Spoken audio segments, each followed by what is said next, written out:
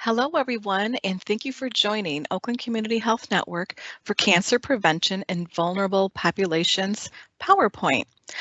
I am Susan Stevens. I'm a nurse case manager, and I work at Oakland Community Health Network, and I'm here to teach you about cancer prevention.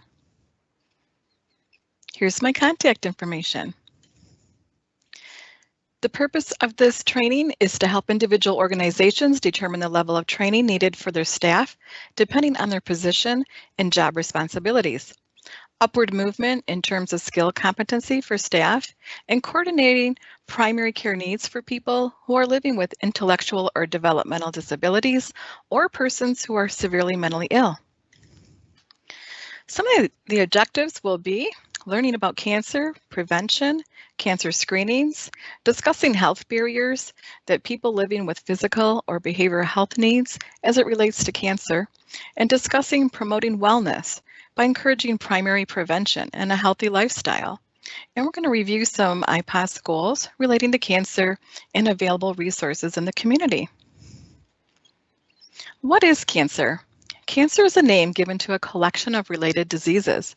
Normally, human cells grow and divide to form new cells as the body needs them. When cancer develops, the process breaks down. As cells become more and more abnormal, old or damaged cells survive when they should die, and then new cells form when they are not needed. These extra cells can divide without stopping and may form growths called tumors.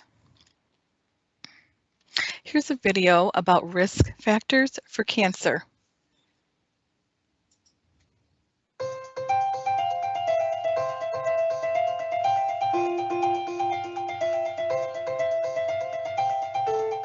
Did You Know video series from the National Cancer Institute, Risk Factors for Cancer.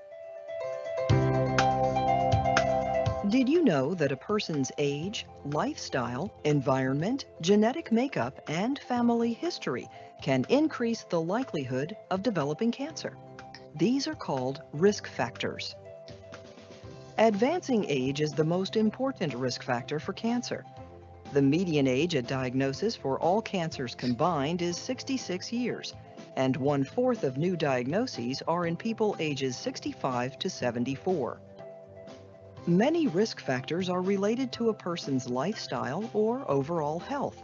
Excess body weight contributes to 1 in 5 cancer-related deaths in the U.S.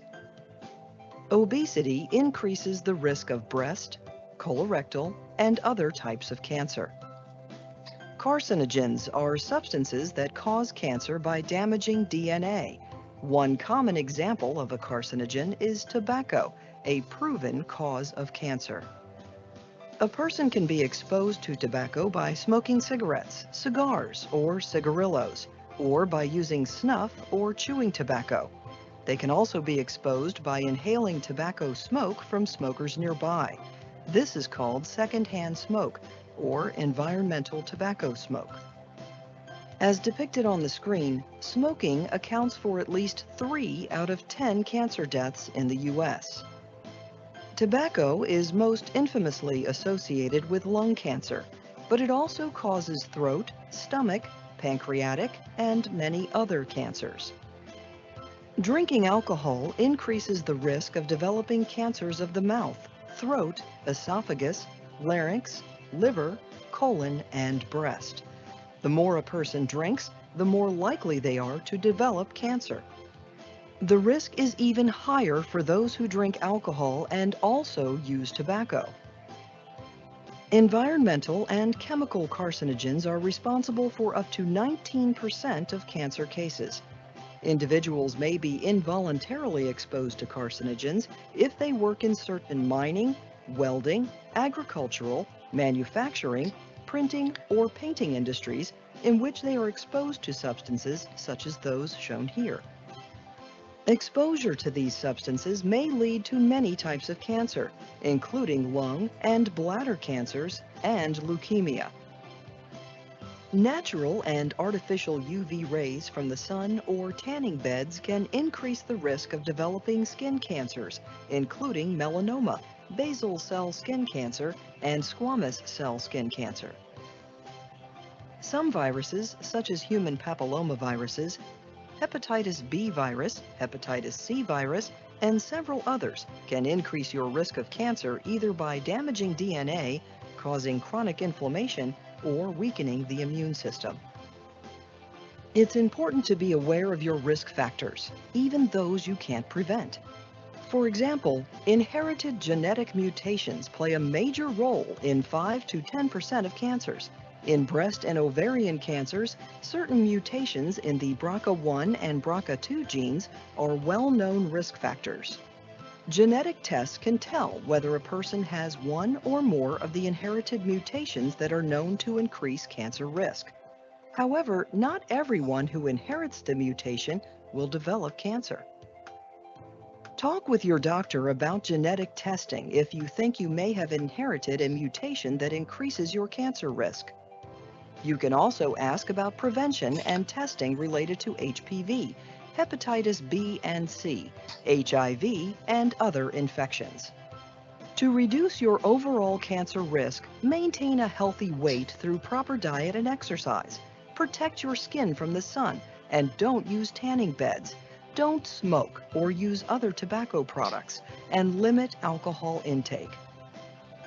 For more information on risk factors, go to cancer.gov or call 1-800-4-CANCER. For more cancer statistics, go to seer.cancer.gov.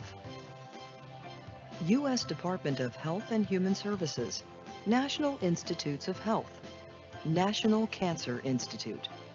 Produced May 2018.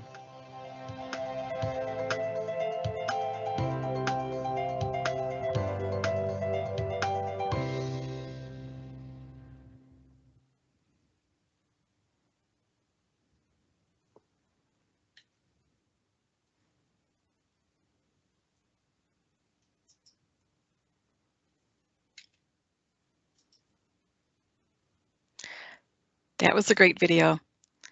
According to the Michigan Department of Health and Human Services, adults with disabilities reported higher cancer prevalence at 22% compared to adults without disabilities at 9.5%. People with physical and/or behavioral health needs typically have lower cancer screening rates, making it more likely that their cancer is found later. People with disabilities also face barriers, including limited access to equipment or facilities, lack of auxiliary aid, etc. So it's important to promote screenings. There's various different types of cancer, and there's a list here: breast, uterine, colon, lung, leukemia, lymphoma, skin cancer, ovarian, cervical cancer. One of the healthy choices to prevent cancer is exercise. It's recommended to get 150 minutes of moderate aerobic activity a week, and some activity is better than none. Just got to remember that one. Exercise helps reduce cancer risk by helping with weight control, and it helps improve hormone levels. Make exercise work for you. Walking is the least expensive and easiest way to exercise daily. Walk with friends or family and find local trails and parks. There's a link here for oak.gov for parks in the area in Oakland County. Work out at home. Watch free videos on YouTube or Facebook. Check out free or low-cost options such as Silver Sneakers for seniors 65 plus or Enhanced Fitness for all age groups. Maintaining a healthy diet. This is really important. Choosing healthy foods, unprocessed foods from each food group. Adults should eat 2 cups of fruits and 2.5 cups of vegetables daily. Being overweight substantially raises a person's risk of getting uterine, breast, prostate, and colorectal cancers. For healthy eating on a budget, there's some website links here for pantries, the resource 211 to be connected to local resources near you. There's SNAP and for Double Up Food Bucks for people that have the bridge cards. And to check out local farmers markets, they would have a lot of fresh fruits and vegetables, and Oakland County has a farmers market, and there's one in Waterford, and there's Sprout Fresh Food Store in Pontiac. Alcohol. This is a carcinogen, and that means something that causes cancer. Drinking any kind of alcohol can contribute to cancers of the mouth, throat, esophagus, colon, rectum, liver, and breast in women. Reducing alcohol use will definitely lower your risk of cancer. Smoking, work towards quitting. Never stop working at quitting because it's so important. Lung cancer is the leading cause of cancer death. And adults who are exposed to secondhand smoke at home or at work increase their risk of developing lung cancer by 20 to 30% as well. If you need quit resources, there's a link here for cdc.gov. Remember to protect your skin. Skin cancer is the most common kind of cancer in the United States. Exposure to ultraviolet rays from the sun and tanning beds is the most important environmental factor involved in skin cancer. Wear sunscreen with SPF of 15 or more, and protective clothing, sunglasses with UV ray protection. And see your physician for any concerns about your skin lesions or any changes in skin moles. Make sure to check your home for radon. Radon is a naturally occurring radioactive gas, and it has no odor, taste, or color. People are exposed by breathing radon in the air indoors in their homes. Radon is the second leading cause of lung cancer in the United States. It actually comes from the ground, and there's sources that can be ways that can be tested. Radon kits are available through Oakland County. You can go to oak.gov, oakgov.com, or by calling the North Oakland Health Center, and you can get kits picked up there. They usually run a special, I think, like January and February. Vaccinations to prevent cancer. Human papillomavirus vaccine. Now, this is an infection. It's a viral infection that's commonly causing skin or mucous membrane growth, or also known as genital warts. Now, the human papillomavirus is the greatest risk for cervical cancer, and the vaccine can prevent 6 types of cancers. Now, there's no cure for this virus, but a vaccine can prevent it. So now let's watch a video about HPV.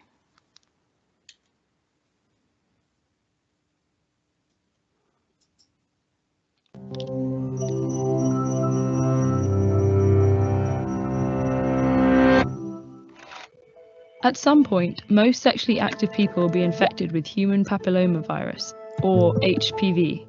There are over 100 types of HPV, and most of the time the body eliminates infections without symptoms. But some strains can pose serious health risks down the line. HPV causes contact infections, which means the virus stays in the cells near the point of infection rather than spreading throughout the whole body. Since HPV is often transmitted through sexual activity, this usually means the cells of the vagina, vulva, penis, anus, mouth, and throat. We can test for HPV in the cells from these areas, but while testing for the virus is scientifically possible, it isn't common. The main reason is that, while there are treatments for the adverse health effects caused by HPV, there's no treatment for the virus itself. So testing for HPV would yield many positives, and although most of them won't be cause for concern, there is still no treatment plan for clearing the body of the virus. But there are other good ways to protect yourself from HPV. We're going to walk through how HPV can cause harm, who's at risk, and how to minimize those risks. The body's immune system is able to eradicate most strains of HPV before they cause any harm, and without people even knowing they've been infected. Certain other strains, like HPV 6 and 11, cause abnormalities in the cells of the infected tissue, which can develop into genital warts. While these are infectious and require treatment, usually with topical creams, wart-causing strains don't create longer-term damage. But another 13 strains can cause DNA mutations that cause cells to divide at a much faster pace than normal, propelling the development of cancerous growths. The cells of the cervix are especially at risk. 2 in particular, HPV 16 and 18, are responsible for the majority of cases of cervical cancer, which is now the 4th most common type of cancer in women. It can take up to 20 years for cancer symptoms to appear, but with regular screening, we can discover cellular abnormalities in the cervix before they develop into cancer. Women over 21 can undergo a regular pap smear, where a sample of tissue is gently scraped from the lining of the cervix to test for abnormal cells. A positive test doesn't mean the person has cervical cancer, but rather that there are irregular cells in the cervix that could develop into cancer in the future. Patients are then either monitored with more frequent pap smears or, for more severe irregularities, undergo a procedure called a colposcopy. This involves a doctor examining the cervix through a microscope and possibly taking a small biopsy of tissue for closer examination. In some cases, the affected tissue may be removed. HPV infections of the throat may lead to head and neck cancers, but for now, there's no equivalent of the pap smear for the throat. Using condoms helps prevent the spread of HPV during sex, and there are 3 safe, effective vaccines that all target HPV 16 and 18. The vaccine comes in 2 or 3 doses a few months apart, and it's only beneficial if you receive them all. Right now, the vaccine is part of standard care for girls aged 11 to 18 in many countries, though it's increasingly becoming available to boys as well. Adult women and men in countries including the United States and the United Kingdom can opt to receive the vaccine, and evidence suggests that vaccination of women and men could reduce the worldwide incidence of cervical cancer by almost 90%. Researchers are also developing an injection for people who are already infected with HPV 16 and 18, which would target the infected cells to stop them from developing into cancerous ones. So while there's still room for improvement in screening, treatment, and access to each, condom use, vaccination, and cervical screening can each reduce the harm caused by HPV. Vaccines work! If you want to know why you don't have smallpox right now, check out this video on how we eradicated it, or learn more about vaccines here.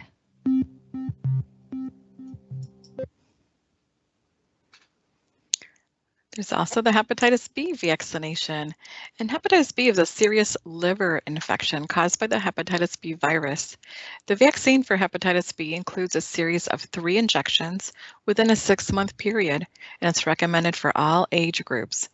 The hepatitis B vaccine stimulates the natural immune system to protect against the hepatitis B virus. Hepatitis C is a blood-borne virus that affects the liver. Most people become infected with the hepatitis C virus by sharing needles or other equipment to inject drugs. Hepatitis C can lead to liver cancer. There is not a vaccine to prevent hepatitis C virus. However, there are treatments available for qualifying individuals through their liver specialists.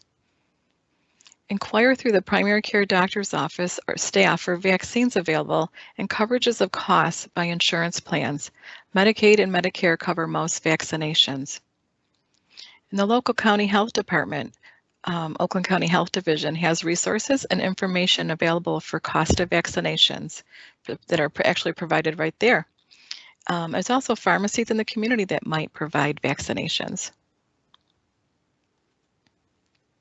Cancer screenings. A screening means checking the body before there are symptoms. And primary care providers refer people to specialists and testing facilities for these screenings.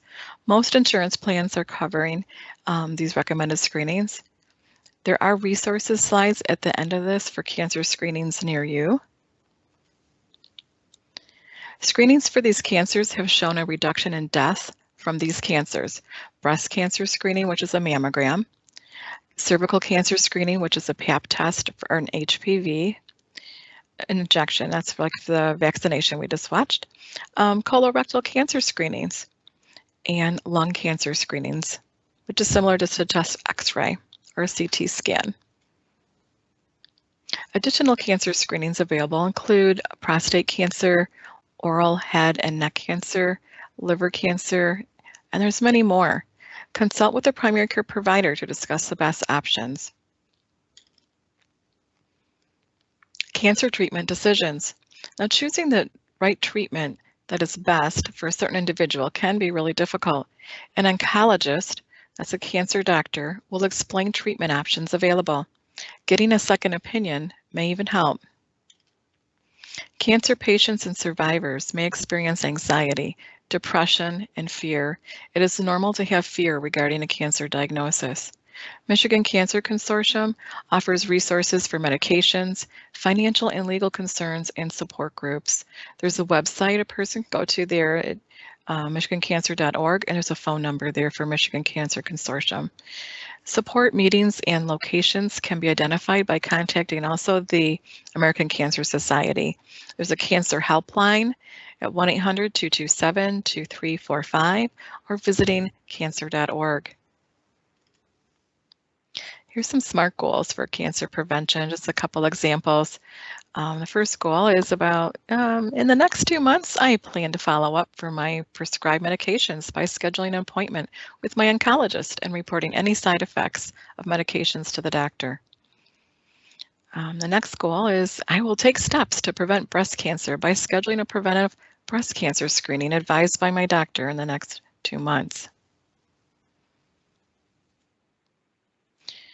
Reminder, it's important for people served to regularly see their primary care physician regarding their mental health, medication management, and physical ailments to promote health integration.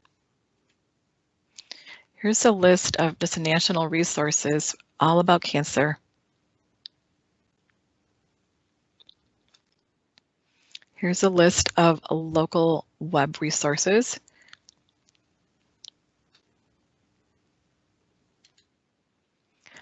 My Strength is also a resource that's more personal and it's for anyone to use. You can go to mystrength.com to sign up. There's a web version and a mobile self-help, and it's an app that you can get self-management tools, resources. It's very empowering to consumers that have used it, and you're actually like an active participant in your own journey of becoming and staying mentally and physically healthy. Reminder, there's a quiz at the end of this. So you want to click on the link in the video description to test your knowledge about the PowerPoint. Thank you for joining today. If you have any questions, you want to contact me, here's my email address and my phone number. It's just a pleasure today. I hope you enjoyed the video.